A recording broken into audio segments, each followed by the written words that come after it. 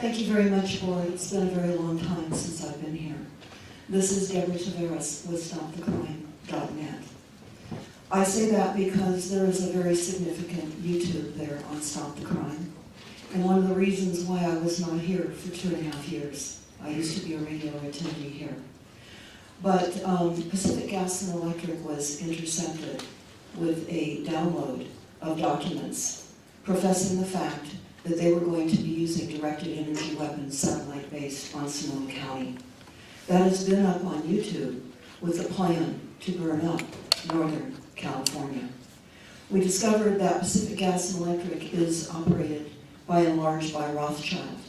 Rothschild owns Weather Central and also has a large hand in weather modification globally. And I'm so sad to be here today because I have family members that lost homes. And I live in a county that I call home that is being literally overrun by a power that has not yet been discussed. And I'm horrified and sad to be here right now.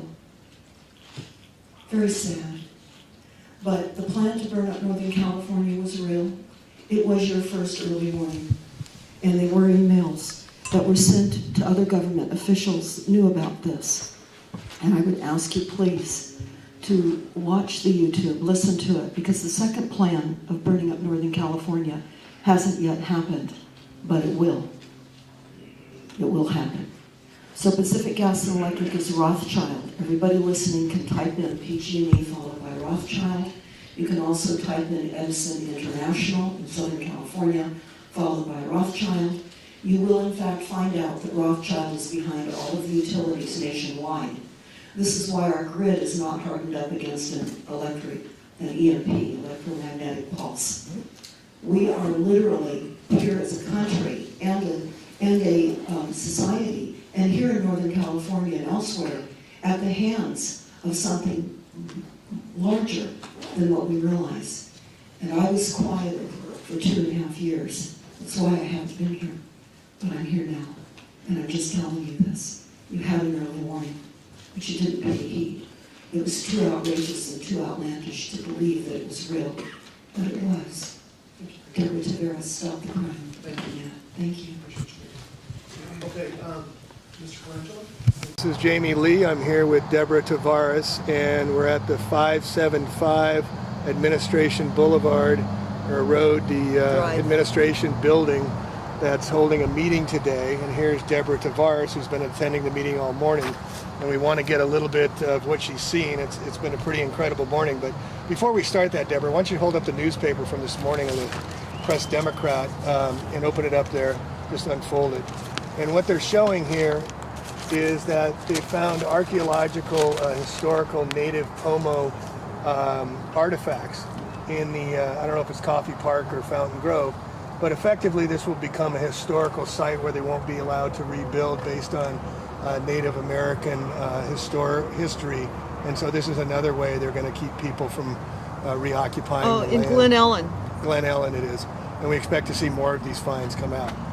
So Deborah, what did you see today in being there for the first 3 hours of this full-on meeting that includes a bunch of media, Board of Supervisors, FEMA, and who else is here? Okay, so I'm here today because we received a media advisory of this meeting held at the Sonoma County Board of Supervisors.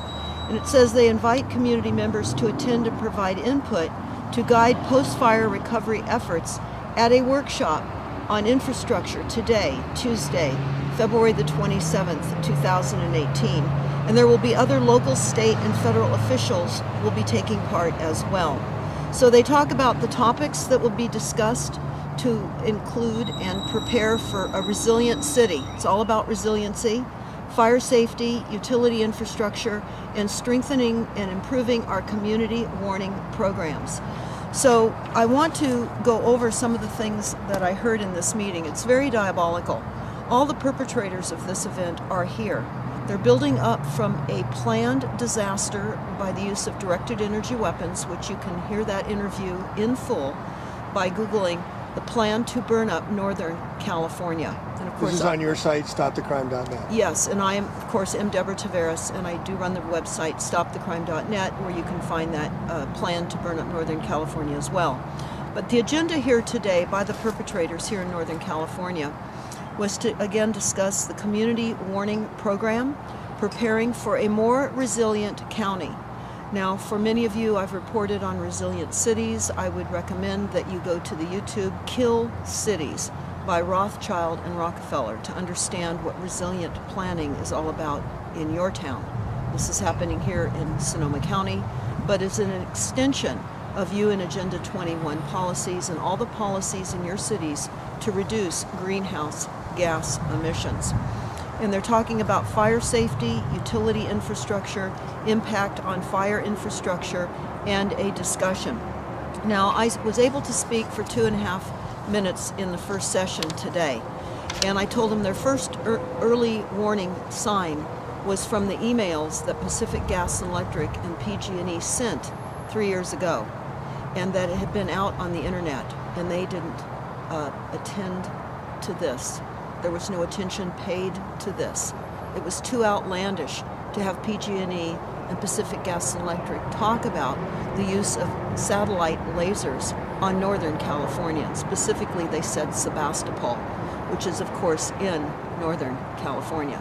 But there is a second plan on that discussion, the plan to burn up Northern California too, and I advise them that that has not yet happened, but it will. So I would urge everybody to listen to the entire 2-hour presentation. It covers 2 radio shows on the Jeff Rense Radio Network, of which I was affiliated with at the time. But today's meeting is diabolical. This is really like a deadly computer game going live. What do I mean by that? Well, they're talking about deploying cameras throughout this area. They say that it will take about 30 cameras, 20 to 30 cameras. They will have a 150-mile range. They will have infrared so that you can observe in real time, 24 hours around the clock. And they say that it will be a hardened network, and it will be tied up and connected to Amazon in the cloud. And these cameras will be less expensive for Sonoma County, Napa, and Lake counties to deploy, which they said they need them because of fires and earthquakes. These are going to be up in the air, they're putting These are up? going to be, they say that 30 cameras that'll go 250 miles to 150 miles. 150 mile range to do what? Why are they Yeah, to be an early warning visual for fires? in real time on fires and or earthquakes, whatever type of destructive, weaponized weather assault any of us get. These cameras will show them in real time. They say that the first responders will know in real time where to go. And they were talking about how there has been no training in the social science of disasters. And one city council member said that we need to have a monthly training session with all the public here, much like they had in San Francisco years ago with a drop, tuck, and cover. So they want to have a neighborhood watch. They want to have a neighborhood education where people are training on a monthly basis for the doom of the weaponized weather assaults on all of us. Which can also be used as see something, say something, Absolutely. turned around on us and spying on each other. Yeah, in fact, that is exactly what they're saying, Jamie. They're saying that this has got to go from top down into our neighborhoods. And that in Oakland, they conscripted about 20,000 people to report from the ground after all of the major events that Oakland went through. There has been FEMA here this morning. There has been, and the next session, which is going to start here shortly, is going to be all about making Sonoma County resilient.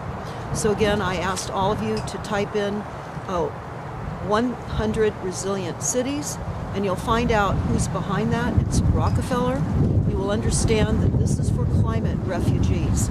This is what they are doing globally now and in the United States. They are creating climate refugees to herd us in to available housing after they have literally destroyed the housing that is available to us. And as we pointed out as we started this program, already showing why some homes will not be able to be rebuilt because of the unearthing of of relics, ancient artifacts. This is going to expand. We're going to cover this locally. We're boots on the ground. We're coming live right now. Again, today is a very monumental day here in Sonoma County.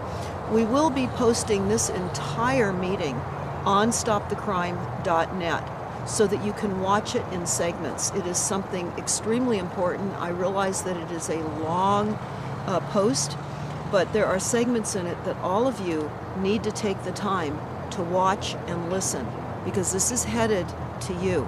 And this is as a result of a weaponized weather assault. And that is now the new norm, increased weaponized weather assaults. We have been told that fire season in California will no longer be just a fire season as it had been in the past. It will be all year long. And we know certainly with the plan to burn up Northern California, how they're doing that with killing the trees, with all the toxins from the chemtrailing, the drought that they keep us perpetually in, and we're in a drought again right now. Greatest drought in the history of California. Last year was the greatest rains and snow, followed previously by the greatest droughts. And this last summer was record temperatures, and then we got torched out. So we're under attack here. Deborah, PG&E is Pacific Gas and Electric, our local electrical power supply. Can you speak and talk to me what you talked about last night with me about the documentation on our homeowners' bills with PG&E about the EMF frequencies? Yes, actually, I will be putting that up on stopthecrime.net, but the bill inserts in our monthly billing with Pacific Gas and Electric and also Southern California Edison. Any of you listening right now can just type in and look at your bill inserts online about the explanation of EMF, electromagnetic frequencies. They describe electromagnetic frequencies as something that is common to our use of electricity and appliances, etc. They are saying that the health deficits of electromagnetic frequencies is inconclusive by international, national, and California standards. While they say there's no known health effects or problems from the electromagnetic frequencies, they then negate what they say by saying, but it is inconclusive, and consensus requires that they continue to review the subject. So what is happening in our bills is the admission from our electric companies and gas companies that they are saying that it in fact does cause health damage. And they're not sure as to what effect it's caused by or how much it's causing, so they must put the disclaimer in the documentation we get mailed every month, correct? And they do. And what they say is that if we're concerned about the amount of frequencies that we're receiving, if we have sensitivity, many people are EMF electric sensitives, they say that you can reduce your own frequencies in your homes by turning off your appliances, not using an electric razor, not using a hair blower, not using your flat screen television set, your cell phone, etc. Turning off your Wi-Fi, moving it away from your head, I think. Yes, moving it away from your head. In other words, they're making it our responsibility to reduce the increased frequencies that they're killing us with. And they've warned us so legally, like all the rest of the drug companies with all the syndromes, they say they've warned us, so it's caveat emptor, it's our responsibility to take charge of our own lives and what's happening to us. That's absolutely correct. So we will have this up on stopthecrime.net. It will be at the top of the homepage so that those of you who have not received this in your billing, you can see what they're saying to us in our bills. It's diabolical. And there's other meetings like the 5G going in here, as we've chronicled before. There's 4 meetings going on because there was a newspaper article about people protesting putting in the 5G, and now they're hosting 4 meetings as well. These are happening one on top of the other very, very, very quickly, as people are not allowed to move back in their homes yet, and there's benzene in the soil, so some of the escrows are being canceled as potential buyers and vulture capitalists are moving in. Well, Jamie, what is also very horrific is that at a water meeting that we attended just last week, they said that because of the 324 homes in a specific area in Fountain Grove, which is just above the Hilton Hotel that burned here in October of 2017 during the U.S.'s history most costly fire, and we're still with body counts now. We still don't know how many people were killed and or murdered as a result of this fire. But what they're saying about these 224 homes, of which there were only a few homes left standing, the water started to taste bad and smell bad, and so those few occupants that were still able to live in homes that were there reported it. The county has had lab tests. They found benzene in the water. They started taking water bottles up to these people, and of course that doesn't minimize their showers, their sinks, their laundry. They were also told not to water their landscaping because the benzene, which is of course cancer causing and other kinds of ailments before you die of cancer, they said don't water your plants because it will seep down into the groundwater table. So there's still people living up in Fountain Grove, which we now call Fountain Grave, drinking and being exposed to benzene. But what they also said at this meeting was that the city would issue building permits for rebuilds in that specific benzene-contaminated area, but they would not be issuing occupancy permits because the benzene and the infrastructure of the water system would have to be replaced, and they're still working at getting to the bottom of this contamination, of which they claim they don't understand what the bottom of the contamination is, just like they're saying they don't know what the reality of these fires are, and they still haven't weighed in on that. 4 months later, they still cannot tell us officially, with all their experts and forensics, fire forensics, and Captain or Chief Ken Pimlott of CAL FIRE. I called him out directly. Shame on him for not being able to even give us an idea of how over 60 fires started in the middle of the night and started out of nowhere when no storms were forecast.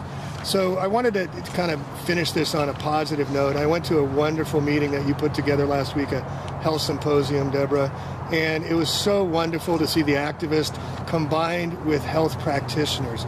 We had holistic people, we had crystal people, we had holistic herbal medicines, we had salad masters, a wonderful gal doing cooking classes, which we're going to do ourselves on using non-toxic cookware, which I didn't know anything about, and that was very educational. But it was a wonderful way to bring communities together. And we talk a lot about dark and doom and gloom, but there are solutions of what we can do. And I saw that last week and got very encouraged and very empowered to see. We talked about activism and what was going on, but we had a solution based of how you can use zeolite, you can use thermaline, you can use shungite.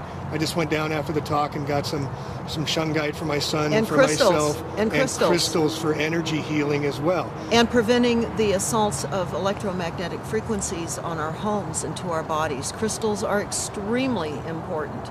We'll be talking more about that as we move through more solutions coming soon, and specifically telling all of you where you can get crystals, because we've made contact with an international exporter of crystals who has opportunity to go into South America to the crystal mines, and he's extremely well known, and he's boxing up crystals and telling people how to position them in their homes and around their property, which does reduce the psychotronic weapon assaults onto our properties.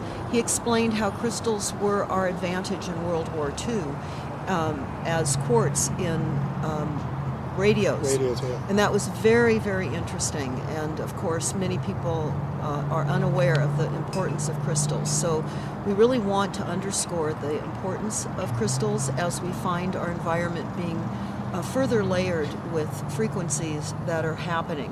What we're also noticing is that the Verizon assault with putting in these additional frequencies throughout our communities is happening throughout the county. In fact, you will find that generally these types of agendas start going through the country. When we first discovered the deployment of the smart meters, it was not just here in Northern California or Southern California. We just happened to notice it when it was already 75% deployed upon us with smart meters. So what you need to do is you need to look and find out what your city is doing with engaging your utility companies or your wireless companies to deploy streetlights, to deploy additional additives to all of your existing infrastructure, to prevent dropped cell calls. That's how they'll promote And this. faster downloads of your videos, blah, blah, blah. Yes, yeah. and of course, the frequencies are what is going to absolutely destroy our cellular makeup and cause massive genocide. We also have on StopTheCrime.net a new document. It's entitled Population Engineering and Climate Action. It's at the top of the website. I would recommend that you all download this and understand how the PSYOPs is being played out. But as Jamie pointed out, it's important to link together with solutions, and that's what we're trying to do here in between reporting during these horrific meetings that we attend. So really want to encourage everyone that's listening right now, we have to engage. We must engage. We can no longer sit quiet, and we need to go forward with the love and hope for humanity, because that's where it is right now. We need to do all we can in creating awareness. That is our legacy. That is what we are here now for and what we are here now to do. So thank you so very much for listening, and pass this information along far and wide. More importantly, I will leave you with this. We have primary water. We do not have a water shortage. This is the PSYOPs now being played out in Cape Town in South Africa. They've just extended the 0 day that they keep talking about, no more water. We discovered the PSYOPs being played here in Northern California in a town called Mountain House. Mountain House, about 4 years ago, was being shown throughout the United States as running out of water in 10 days. When our research team called some realtors in Mountain House, we discovered that they did not even know that their town was being used as a PSYOPs. So as we looked into it, we found that Mountain House was purchased by Sun Trust in the mid-90s. We researched Sun Trust, which was Rothschild. Mountain House was built as an UN Agenda 21 smart city, fully self-contained. It runs by CCNRs. It has a very peculiar city setup, and the financing for buying homes is through the USDA. And this was just really literally a town set up to create a PSYOPs on limited water resources. They got busted. So you need to understand, we don't have a water shortage. When you hear water shortages being discussed, you need to go out and get the information out about All right, primary so give me water. the elevator pitch on primary water. We did drill down 300 feet, and we got all the water we want. Is that? Well, no, actually, it surfaces. Primary Water Explained is a YouTube. Again, Primary Water Explained will tell you about the depths of water. It always surfaces. It's the process of hydrogen and oxygen. When that merges together, that creates vapor. It must surface as a water form. And it does here in California, and where you live as well, in hot and cold springs. Also geysers that spray up out of the ground endlessly, where oases appear in deserts, sometimes where it very seldom, if ever, rains. Also at the very top of these volcanic mountain peaks in Hawaii, where you see these beautiful cascading waterfalls continuing to flow endlessly. This is primary water. And they blew up the primary water amazing eighth wonder of the world called the Great Man-Made River Project that Muammar Gaddafi created Libya. for his people in Libya. That was blown off the map. You can type in the Great Man-Made Water Project and you can watch it being built in Libya. It was an amazing feat. And the Libyan people were given 75% of their water for free. Now keep in mind, this is pure, clean drinking water.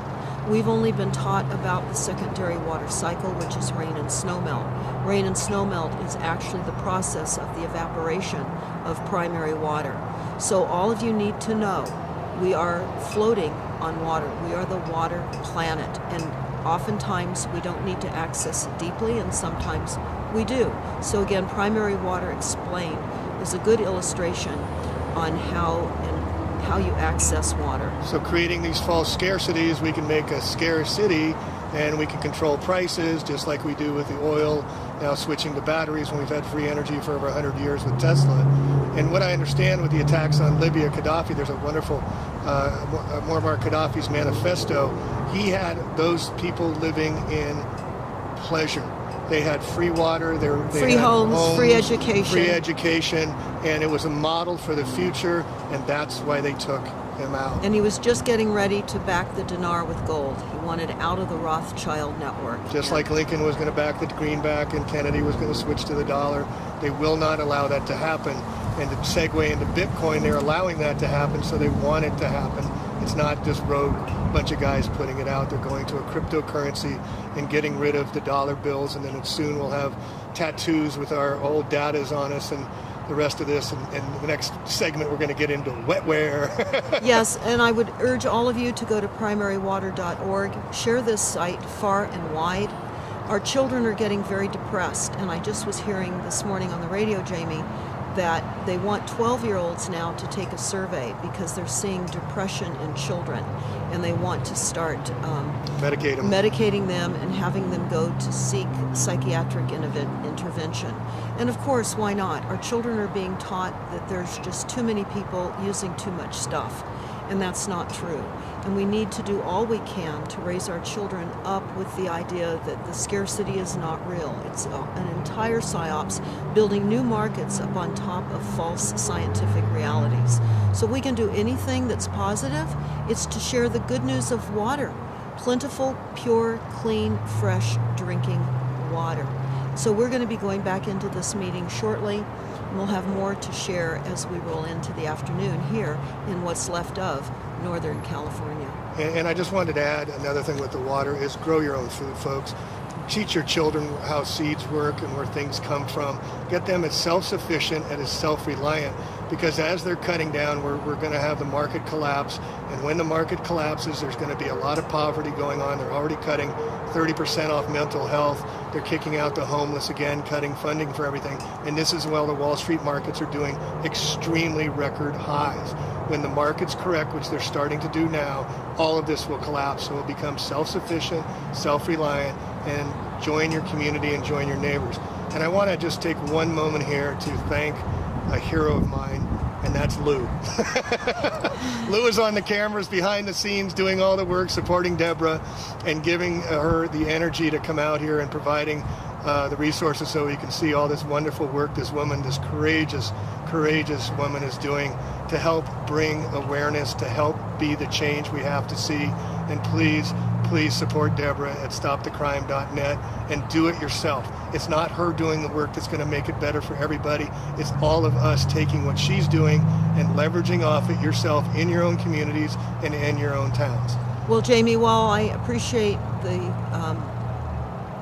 gratitude given towards Lou and myself, I also want to thank you, because while we only recently met, I want to say that it is so important that all of us connect with people that understand.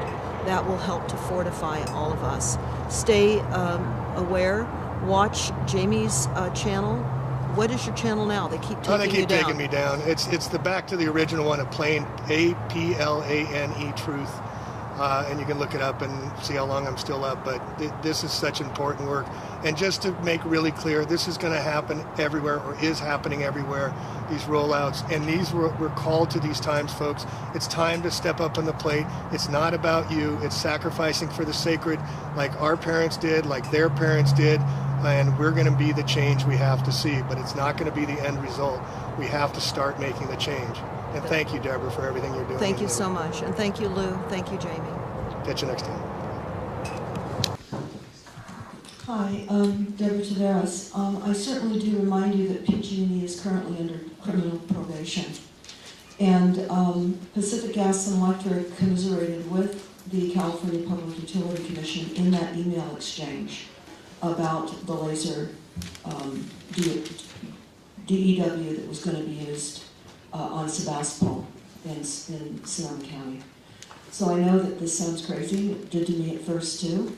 But it came to our attention because PG&E's smart meter director tried to falsely integrate himself into a anti-smart meter movement. So that's how we came up with this email exchange. I think it's vitally important for you to check that out.